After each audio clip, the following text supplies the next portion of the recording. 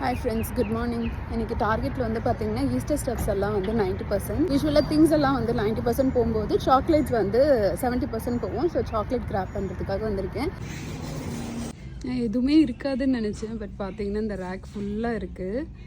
எனக்கு வந்து சாக்லேட்ஸ் தான் மேபி 1 or 2 திங்ஸ் 90%ல் கிராப் பண்ணுவேன். பட் என்னோடய ஃப்ரெண்டு வந்து கேட்டிருந்தாங்க அவங்க. ஸோ அவங்களுக்காக தான் வந்து பார்த்திங்கன்னா இத்தனையும் எடுத்திருக்கேன்.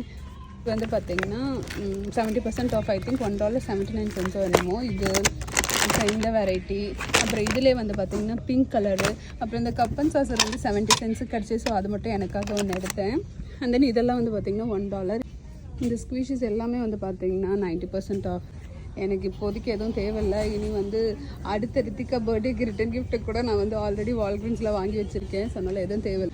அங்கேருந்து சாக்லேட்ஸ் எல்லாம் சார்ட்டட் பண்ணி வந்து பார்த்திங்கன்னா இங்கே இப்படி வச்சுருக்கேன். ஸோ இத்தனை எடுக்க மாட்டேன். இதில் வந்து எது வேணும் எல்லாமே வந்து ப்ரைஸ் செக் பண்ணிக்கிட்டேன். ஸோ எது வேணும் வேணான்னு பார்த்து எடுத்துக்க போகிறேன். இது வந்து 30 cents or 40 centsக்கு அந்த மாதிரி கிடச்சிது.